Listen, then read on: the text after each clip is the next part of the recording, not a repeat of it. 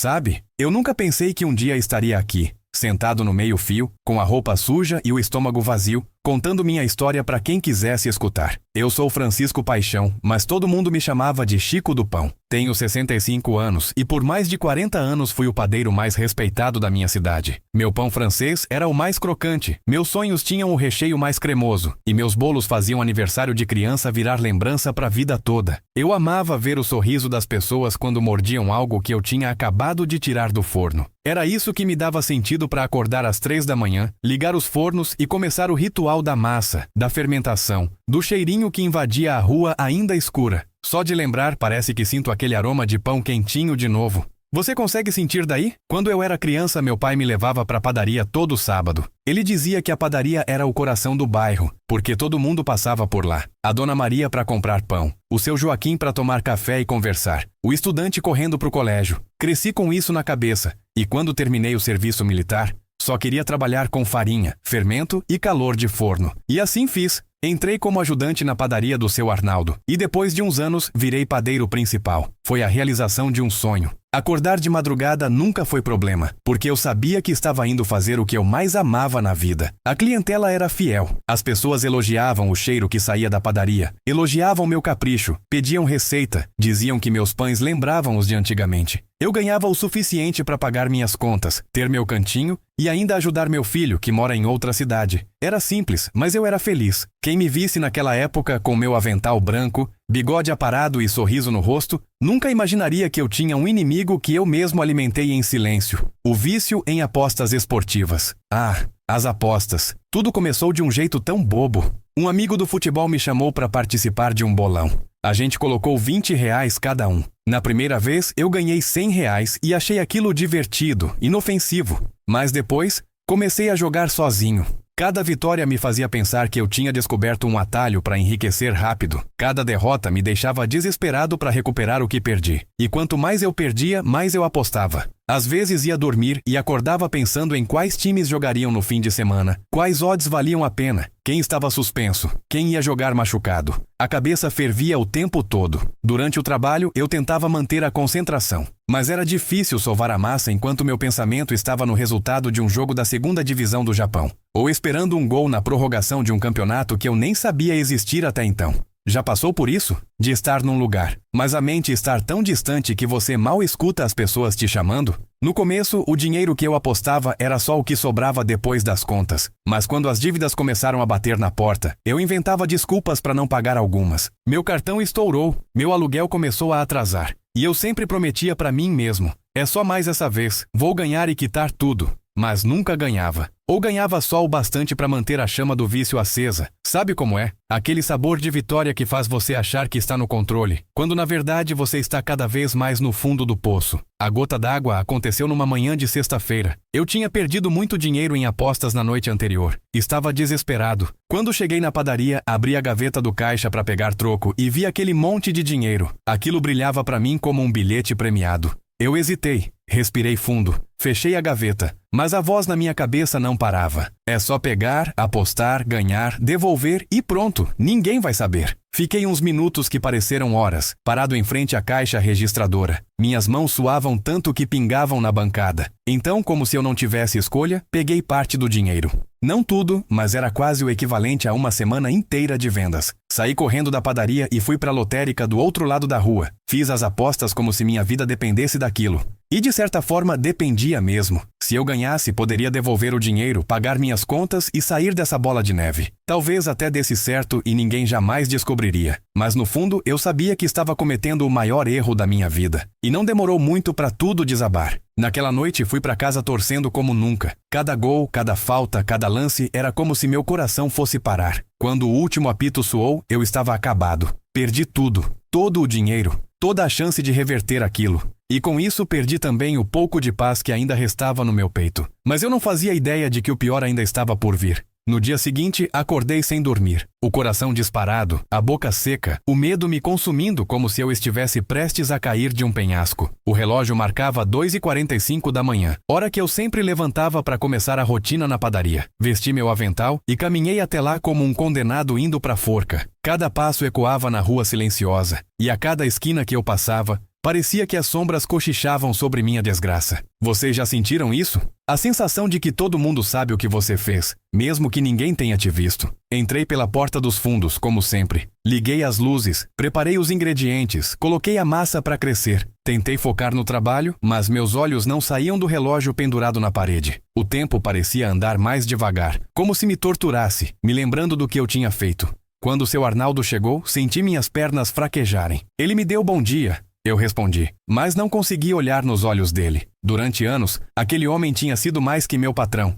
Era quase um pai para mim. Ele confiava em mim como em ninguém. E eu traí essa confiança. Pouco depois das 7 horas, ele chamou a gerente para fechar o caixa do dia anterior. Eu só ouvi o estalar do cofre, o barulho das moedas sendo contadas, o som das cédulas deslizando pelas mãos. Então, um silêncio pesado se instalou. A gerente chamou seu Arnaldo num canto, falou algo baixinho. Ele franziu a testa, olhou em minha direção. Foi ali que entendi que o fim tinha chegado. Ele veio até mim devagar, com a expressão séria. Quando abriu a boca, sua voz saiu baixa, quase triste. Chico, sumiu o dinheiro do caixa. Você sabe de alguma coisa? Tentei responder, mas as palavras não saíam. Eu só balançava a cabeça com as mãos suadas presas no avental. Mas meu silêncio dizia tudo. Ele suspirou fundo, balançou a cabeça, e os olhos dele se encheram de lágrimas. Eu nunca vou esquecer aquilo. Não era raiva que ele sentia, era decepção. E isso doeu mais que qualquer tapa que eu pudesse levar. Minutos depois, ouvi o barulho que eu mais temia. Ele ligou para a polícia. As palavras dele cortaram meu coração como faca. Acho que vamos precisar da presença de vocês aqui. Houve um furto. Quando desligou, ele nem conseguiu me encarar. Foi até a cozinha e se encostou na parede, respirando fundo. A padaria, que sempre foi cheia de vida, estava em silêncio sepulcral.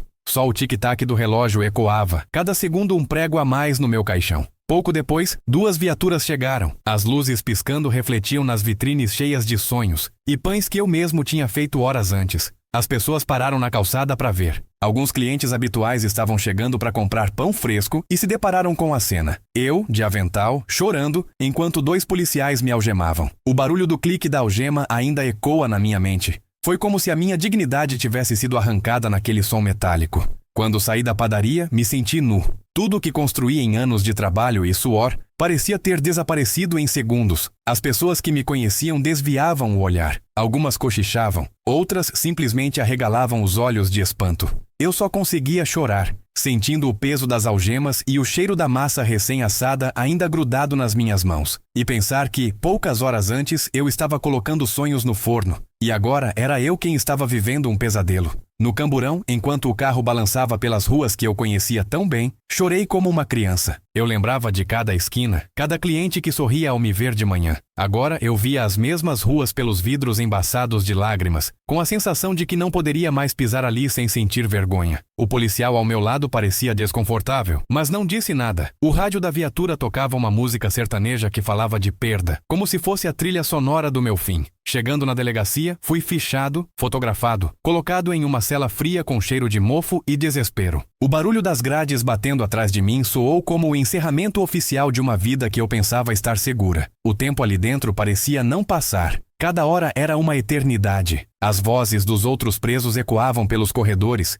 misturadas a gritos distantes e choros abafados. Não tinha colchão, só um cobertor fedido. Passei a primeira noite sem dormir, revendo cada detalhe da minha burrada, cada escolha errada que me levou até ali. No dia seguinte, tive a audiência de custódia. Lembro do juiz me olhando por cima dos óculos, a promotora lendo a acusação em voz alta. Parecia que eu estava fora do meu corpo, assistindo a tudo de longe. Meu advogado, que era do estado, tentou argumentar que eu era réu primário, que tinha ficha limpa. Mas o dono da padaria, mesmo arrasado, decidiu não retirar a queixa. E eu não o culpo. Ele confiava em mim. Eu quebrei essa confiança de um jeito que não tinha volta. Fui condenado a 2 anos de prisão. 2 anos que pareciam uma sentença de morte para mim, que nunca tinha nem entrado em uma delegacia antes. Ao ouvir a decisão, minhas pernas cederam. Saí da sala quase carregado pelos guardas. O som das algemas batendo no corredor parecia zombar de mim. E eu só conseguia pensar em como minha vida tinha chegado àquele ponto. Mas, acredite, o inferno só estava começando. A prisão é um lugar onde o tempo não só passa devagar, mas parece te esmagar a cada minuto.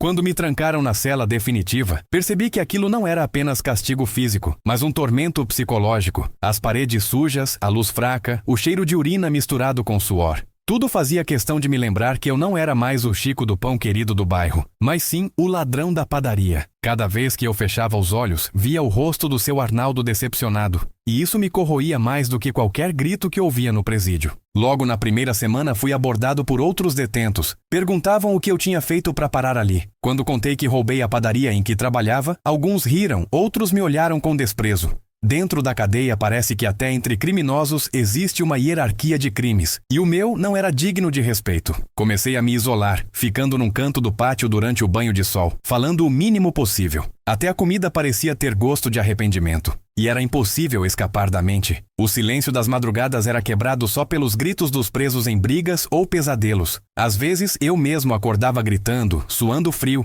sonhando que ainda estava na padaria. Mas o camburão me esperava do lado de fora. No presídio, cada dia parecia uma batalha para manter a sanidade. Conheci gente que dizia ter matado por impulso, outros que assaltaram para sustentar vícios piores que o meu. Isso me fazia pensar, eu era tão diferente deles assim? Eu sempre fui trabalhador, honesto, mas um erro destruiu tudo que eu construí em mais de 40 anos. E se fosse você, acha que aguentaria manter a cabeça no lugar preso entre paredes que parecem respirar sofrimento? Minha família? Bom, eu tinha só meu filho, que mora longe em outro estado. Ele veio me visitar uma única vez nos 2 anos que fiquei preso. Lembro como se fosse ontem. Ele entrou na sala de visitas cabisbaixo, mal conseguia me olhar. Quando finalmente me encarou, seus olhos estavam cheios de vergonha. A dor mais cruel que senti não foi a cadeia em si, mas a distância que se criou entre nós. O menino que eu embalei nos braços, que ensinei a andar de bicicleta, agora mal conseguia trocar palavras comigo. Ele me disse que estava difícil aguentar a humilhação. Amigos e vizinhos ficaram sabendo, começaram a comentar. E no interior, fofoca se espalha mais rápido que fogo em palha seca. Depois dessa visita, ele nunca mais voltou. A carta que mandei no Natal voltou com a inscrição. Destinatário mudou-se. Passei aniversários, natais, dias das mães e até o meu aniversário de 65 anos na cadeia. Nenhum parabéns, nenhum abraço. Só o eco da solidão e o barulho das chaves dos carcereiros. Ali descobri que a solidão tem cheiro. É o cheiro de cimento frio, de cobertor úmido, de comida azeda. E tem som. É o tilintar do cadeado, o ranger das camas de ferro, as preces baixas de quem ainda tem fé. Mas eu já não tinha mais fé em nada. Quando finalmente chegou o dia da liberdade, achei que sentiria alívio. Mas ao sair pelos portões do presídio, o que senti foi um vazio profundo. Eu não tinha para onde ir. Minha casa tinha sido leiloada para pagar as dívidas acumuladas enquanto eu estava preso. Meu celular estava cortado há meses. Meu cartão bancário cancelado. Parecia que eu tinha desaparecido do mundo enquanto estava trancado. E de certa forma era isso mesmo. Eu já não era mais parte da sociedade que conhecia. Comecei a vagar pelas ruas, com a mesma roupa com que entrei na cadeia. Caminhei até a praça central da cidade, sentei num banco e fiquei olhando o movimento. Vi famílias passeando, crianças brincando, casais discutindo sobre onde almoçar. E eu ali, invisível, como se fosse só mais um vulto na paisagem urbana. Fiquei dias nesse vai e vem, dormindo em marquises, comendo o que conseguia pegar de doações. Aos poucos, percebi que ninguém mais me reconhecia como o Chico do Pão. Eu tinha virado o mendigo que dorme perto da igreja. Os dias começaram a se arrastar como se o relógio estivesse de mal comigo. Consegui alguns trocados ajudando a descarregar caminhões na feira, mas não era o suficiente para alugar um quartinho. Dormia onde dava, bancos de praça, calçadas, até embaixo de viaduto. À noite, o frio parecia me punir ainda mais. E cada madrugada que passava, eu sentia que minha mente se despedaçava um pouco mais. E foi nessa fase que a depressão tomou conta de mim de vez. Eu não conseguia mais ver saída. Já não tinha forças para sonhar com nada. Só levantava para tentar comer algo e depois voltava a deitar no chão duro. Em alguns dias, confesso que desejei não acordar mais. Você já se sentiu assim, sem esperança? Como se nada mais importasse? Mas mesmo nesse fundo do poço, uma pergunta não saía da minha cabeça. Como eu fui capaz de jogar fora tudo o que construí? E a resposta era sempre a mesma. Eu achei que poderia controlar meu vício, mas ele acabou me controlando. E acredite, eu ainda não tinha atingido o fundo mais escuro do meu abismo. O tempo foi passando, mas para quem vive na rua, o tempo não traz cura. Só aumenta as feridas. Cada amanhecer era uma luta contra mim mesmo. Levantar, caminhar sem destino, procurar restos de comida, me esquivar de olhares de nojo ou pena. Quando chovia, o frio cortava a pele como navalha, e o cheiro de roupa molhada misturado ao das calçadas me fazia sentir ainda mais invisível. À noite, o medo era constante. Medo de ser roubado, agredido ou simplesmente de não acordar mais. Já teve alguma noite em que você ficou com tanto medo que nem conseguiu fechar os olhos? Às vezes eu passava pela frente da padaria. Era como levar uma facada no peito. Via o movimento, as pessoas entrando e saindo com sacolas cheias de pães. A vitrine iluminada. O cheiro que escapava até a calçada me fazia lembrar da minha antiga vida. Um dia criei coragem e me aproximei da porta só para espiar. Meu antigo forno estava lá, funcionando como sempre. Mas agora quem comandava era um rapaz que eu nunca tinha visto. Uma senhora saiu da padaria, me olhou de cima a baixo, apertou a bolsa contra o corpo e apressou o passo. Foi como se eu tivesse recebido um selo de perigoso na testa. Nessa época comecei a falar sozinho. Não percebia, mas às vezes passava horas lembrando alto de como era acordar às 3, ligar os fornos, sentir o primeiro pão crescendo. Repetia para mim mesmo como se quisesse provar que aquela vida tinha existido de verdade. Talvez fosse uma tentativa de segurar alguma parte de mim que ainda não tinha se despedaçado completamente. Outras vezes eu me pegava parado olhando o nada, com a mente vazia, enquanto o mundo ao redor seguia em frente. Minha saúde começou a falhar. Peguei pneumonia dormindo na rua durante o inverno. Passei dias tremendo, tossindo até quase cuspir sangue, com febre tão alta que pensei que ia morrer. Mas não morri. Sobrevivi, não sei como. Quando melhorei, estava ainda mais fraco, mais magro e com mais medo de tudo. O pouco que me restava de dignidade foi se esfarelando a cada dia. Com o tempo, os moradores do bairro passaram a me enxergar como parte da paisagem, como um poste ou uma lixeira. Ninguém mais me oferecia ajuda. Talvez achassem que eu era um caso perdido.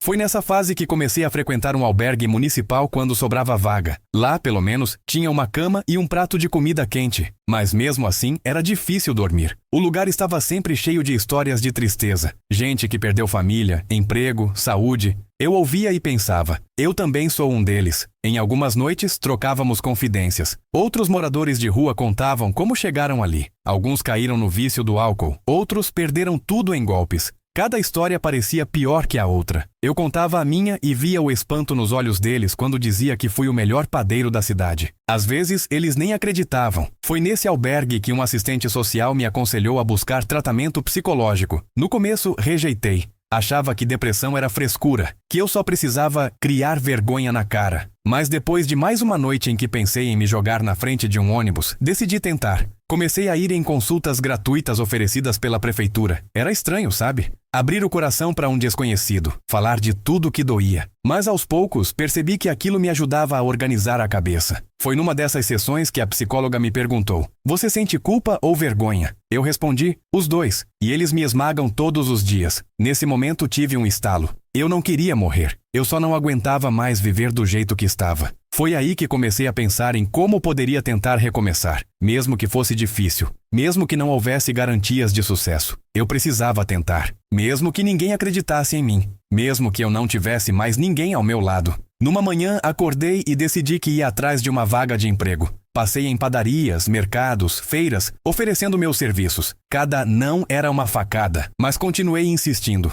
Em um dia contei 23 nãos, no outro 15. A cada recusa eu tentava não chorar, mas a vergonha ardia na garganta. Alguns olhavam meu currículo improvisado e diziam: "Chico do Pão, você não é aquele que foi preso?" Eu abaixava a cabeça e saía, sem ter como negar. Nesse ponto comecei a me perguntar: será que alguém aí, assistindo minha história, já passou por algo parecido? Já precisou recomeçar do zero, mas ninguém quis te dar uma chance? Comenta aí embaixo de qual cidade você está me assistindo. Eu quero saber de onde vem quem ainda acredita que pessoas como eu podem ter uma segunda chance. Mas o destino ainda guardava uma surpresa amarga para mim. Eu achei que, depois de tantos nãos, não haveria mais nada a perder. Mas um dia, enquanto eu pedia emprego em uma pequena padaria do centro, vivi uma das piores humilhações da minha vida. Entrei, tirei o chapéu, cumprimentei o dono com respeito e expliquei minha experiência. Antes mesmo de terminar, ele me interrompeu. Olhou bem nos meus olhos e disse em voz alta, para que todos os clientes ouvissem: "A gente não contrata ladrão por aqui."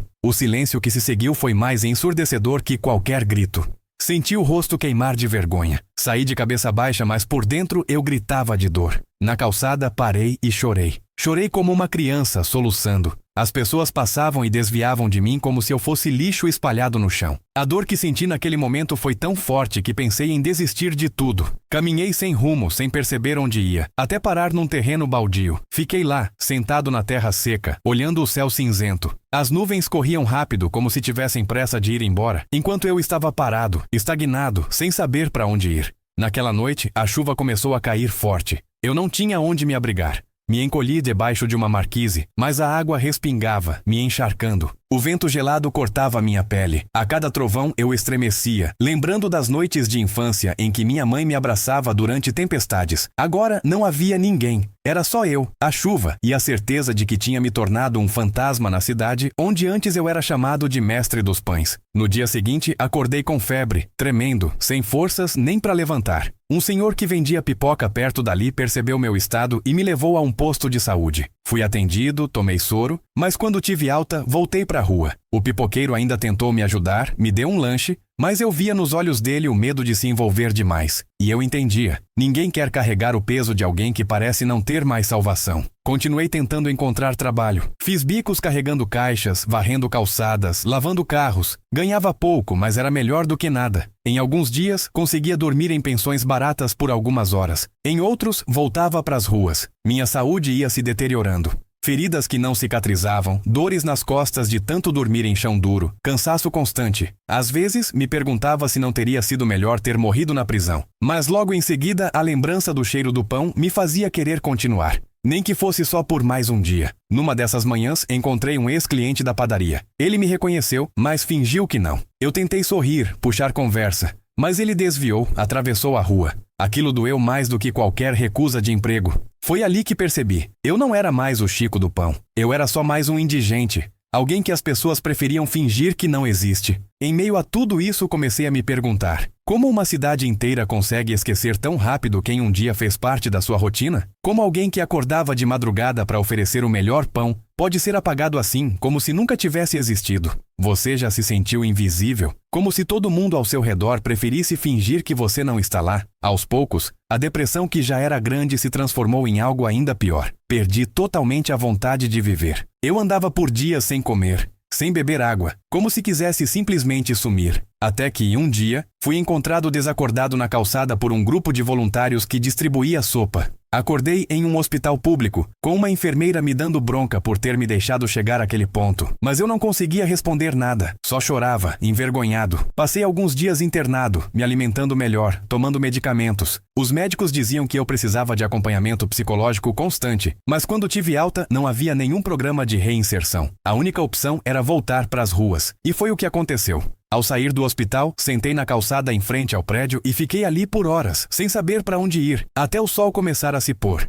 Foi então que um senhor se aproximou e me entregou um pacote de pães. Eu soube quem você era, ele disse, olhando nos meus olhos. Quero que você saiba que ainda tem quem se lembra do Chico do Pão. Aquelas palavras foram como um sopro de vida. Segurei o pacote como se fosse o maior tesouro do mundo. O cheiro do pão me fez lembrar de quem eu fui. E pela primeira vez em muito tempo, senti uma faísca de esperança no peito. Mas eu sabia que aquela chama era frágil e que o mundo não estava disposto a me dar outra chance tão facilmente. Depois daquele encontro com o Senhor que me entregou os pães, passei dias alimentando a pequena esperança que ele acendeu em mim. Cada pedaço daquele pão me lembrava do prazer que eu sentia em ver as pessoas felizes com meu trabalho. Mas logo a realidade voltou a me empurrar para o fundo. Eu ainda não tinha onde morar, nem um emprego fixo. As poucas moedas que conseguia com bicos mal davam para comer, e dormir na rua continuava sendo rotina. Comecei a perceber que a rua vai mudando a gente, como se fosse um ácido corroendo tudo por dentro. A dignidade, a autoestima, a fé.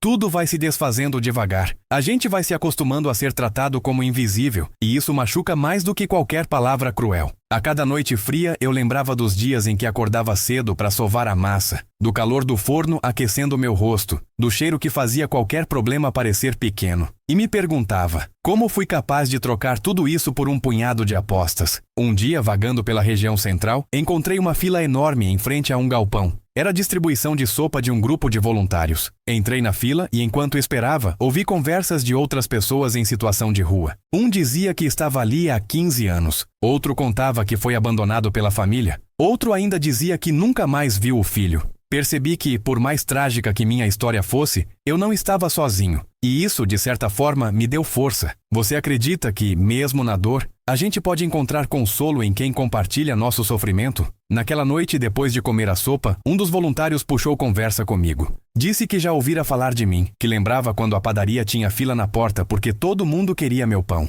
Conversamos por horas e ele me falou de uma ONG que ajudava moradores de rua a tirar documentos e tentar reinserção no mercado de trabalho. Ele me passou o endereço e me incentivou a tentar. Foi como se alguém abrisse uma janela em meio a um quarto escuro. No dia seguinte, fui até o local indicado. Cheguei sujo, cansado, mas fui bem recebido. Eles me ajudaram a tirar uma segunda via dos meus documentos, que eu havia perdido na rua. Me explicaram como funcionavam os programas de empregabilidade, mas também foram honestos. Com minha ficha criminal, seria muito difícil alguém me contratar formalmente. Eu entendi, mas não desisti. Pedi que me avisassem de qualquer vaga, mesmo que fosse de ajudante de limpeza ou serviços gerais. Eu só queria ter a chance de provar que ainda podia ser útil. Enquanto aguardava alguma oportunidade, comecei a frequentar as reuniões de apoio psicológico oferecidas pela ONG. Lá, conheci histórias tão ou mais doloridas que a minha. Um homem contou que era professor universitário e perdeu tudo depois do alcoolismo. Outra mulher relatou que caiu nas ruas após fugir de um relacionamento abusivo. Ouvir essas histórias me fez perceber que a queda pode acontecer com qualquer um. Não importa o passado, basta um passo em falso para a vida virar de cabeça para baixo. Mesmo assim, as noites continuavam sendo o pior momento do dia. Dormir na rua nunca se tornava fácil. Cada barulho me fazia acordar sobressaltado. O medo de ser roubado ou agredido era constante. Em uma noite vi um grupo espancando um rapaz que morava perto do viaduto onde eu dormia. Fiquei imóvel, fingindo estar inconsciente, torcendo para não ser o próximo. Quando amanheceu, o rapaz estava todo machucado, sem sapatos e com o pouco de dinheiro que tinha sido levado. Aquela cena me deixou aterrorizado e me fez pensar em fugir daquela cidade. Mas para onde eu iria? Com o tempo, voltei a passar em frente à padaria.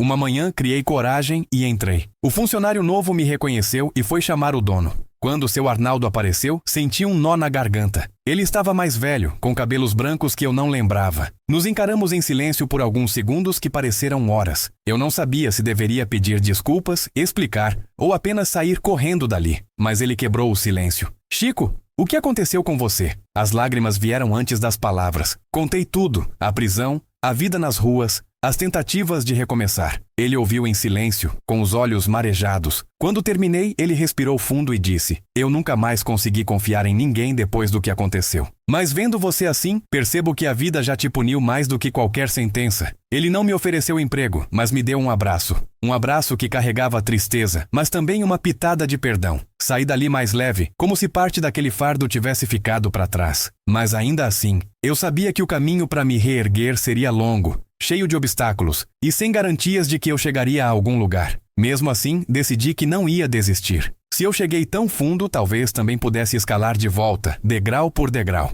Nos dias seguintes ao reencontro com seu Arnaldo, algo mudou dentro de mim. Aquele abraço, ainda que não tenha me devolvido o emprego, me mostrou que talvez eu não fosse um caso totalmente perdido. Resolvi me agarrar a isso como quem se agarra a uma tábua em alto mar. Voltei à ONG determinado a não recuar. Passei a chegar cedo, ajudar a arrumar cadeiras, servir café para os outros moradores de rua que iam lá em busca de apoio. Não ganhava nada por isso, mas me fazia sentir vivo, parte de algo de novo. Em uma dessas manhãs, uma das assistentes sociais me chamou para conversar. Ela disse que um projeto novo estava começando na cidade. Padarias e confeitarias dispostas a oferecer cursos de capacitação para pessoas em situação de rua ou vulnerabilidade. O programa era financiado por um fundo de incentivo social e a única exigência era dedicação e frequência. Quando ouvi curso de panificação, senti um arrepio percorrer meu corpo. Era como se o universo estivesse me dizendo: essa é sua chance. No dia da inscrição, fui o primeiro a chegar. Quando entrei na sala improvisada nos fundos de uma igreja, senti o cheiro de fermento e farinha que não sentia há tanto tempo.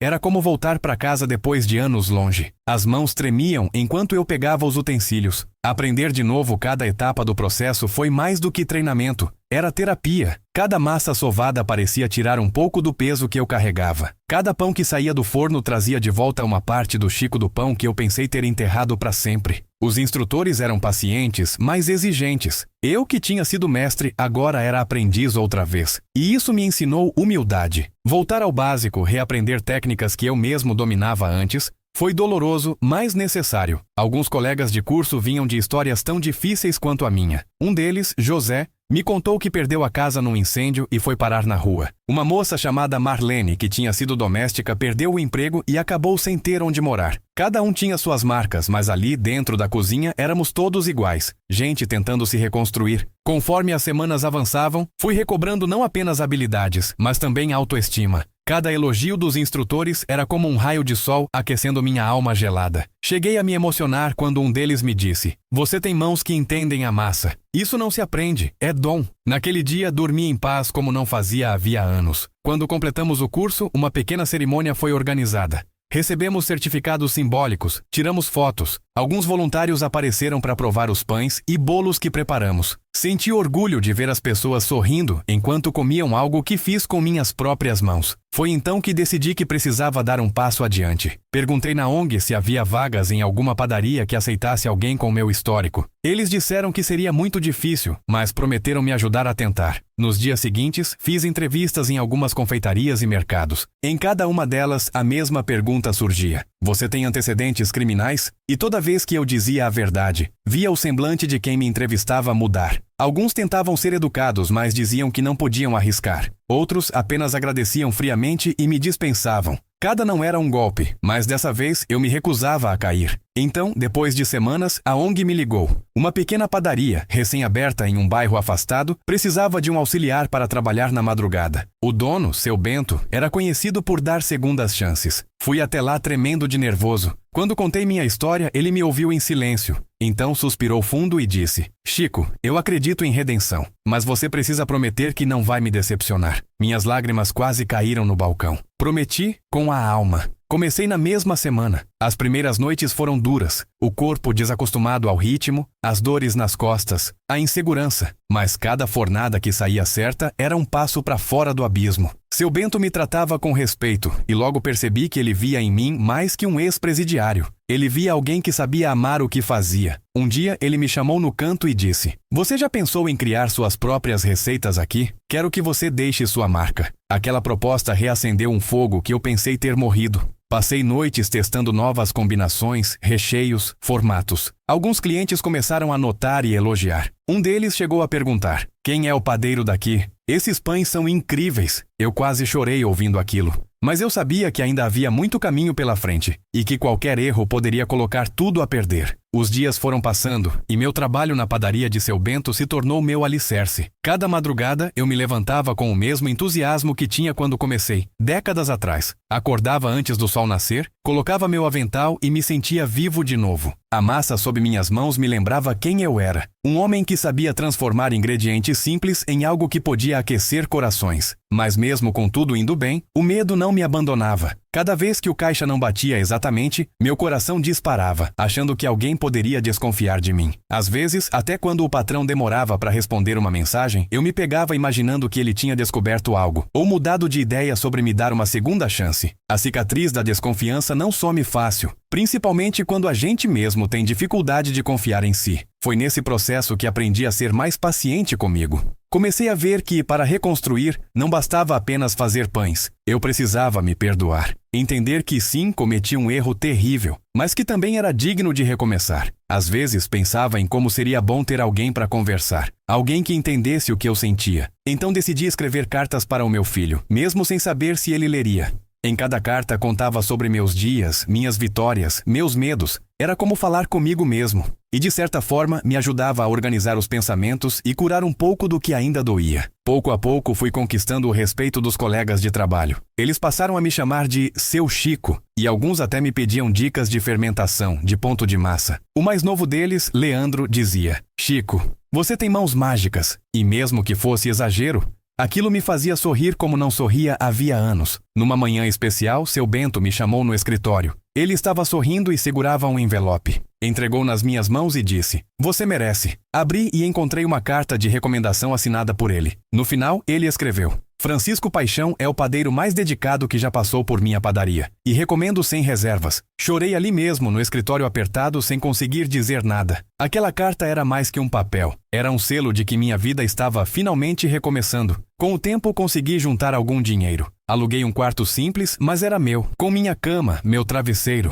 A primeira noite que dormi lá, chorei de felicidade. Não pelo conforto, mas porque depois de tanto tempo dormindo no chão frio das ruas, eu tinha de novo um canto para chamar de lar. A cada manhã que acordava ali, lembrava do quanto lutei para chegar até aquele momento. E, principalmente, de como cada pessoa que acreditou em mim, desde o voluntário que me levou para a ONG até seu Bento, foi fundamental para que eu não desistisse. Um sábado resolvi passar pela praça onde dormi tantas vezes. Levei alguns pães que fiz na padaria e distribuí para moradores de rua. Ao ver a alegria nos olhos deles, senti que fechava um ciclo. Contei minha história para alguns, dizendo: eu também estive aqui, e sei que não é fácil, mas não desistam de vocês mesmos. Eles me ouviram com atenção, e pude ver que, mesmo na escuridão, a esperança pode nascer de uma fagulha. Ali percebi que cada um de nós tem poder para ajudar o outro a sair do buraco. Hoje ainda acordo cedo, mas faço isso com gratidão.